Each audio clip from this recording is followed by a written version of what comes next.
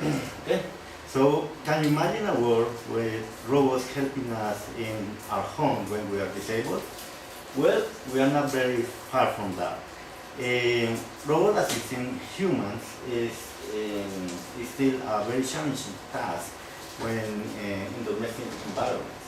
So people that operate in these robots has proven to be a feasible solution for that. So how can we operate these robots in order to tell them what we want them to do? What device, what tool can we use to do that? A lot of people have been researching about that. So in order to create a very natural interface, we need to create we need to create a very natural interface in order to the person to interact with the robot. So a lot of people have been researching about this topic. So let's see some examples. Carly et al. Has proposed a system where the person can operate a multi-purpose robot. This is an example in order to perform household tasks. The rendering or a 3D model of the robot is shown in the screen, and they use sliders to operate the robot. These are 3D sliders. So with this system, an user can move the robot in different positions. It can rotate the different joints of the robot in order to perform the task they want to make. The most common task or the most difficult task that this robot has to do is to grasp or to pick an object and to give that object to a person.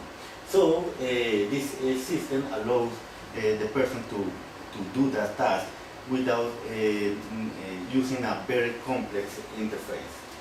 Another example is Hashimoto et al. They use a touchscreen interface to control a multi-DOF robot. A DOF, or degrees of freedom, is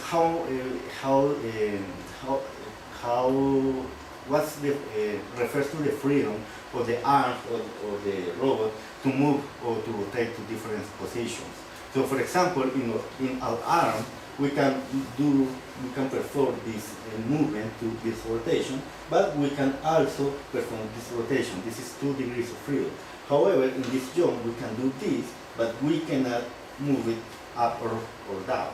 So, in here, in this joint, we only have one DOF, and in the last part, we can perform this movement, and this movement, this is 2 DOF. So, in our arm, we have 5 DOF positions in there. So in this task, the person can interact with the robot using just a touchscreen. They put the finger in the touchscreen and can drag the robot to a different position, and they can control an end effector in the robot to close and to open a glass, and they can use their green ring to rotate the robot and then put it in another position. Perez et al. Has created a vision-based interface in order to reduce the complexity of a robot. So, in this robot is a 7 DOF robot. We have 7 joints that can perform different movements, and in order to reduce the complexity, they use 2 tasks. One is a pointing task where the user points the object where that he wants or she wants the object to grab, the robot to grab the object, and then confirm the selection, so the robot can grasp the object, and then the user can select the final position of the object, and the robot will release the object in there.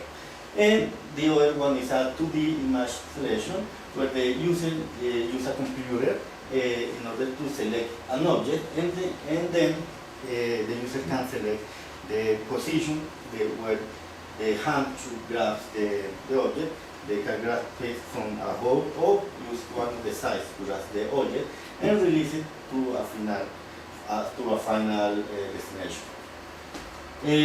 Matt et al. Have created a robot. This is a commercial robot actually, in order to assist elderly people.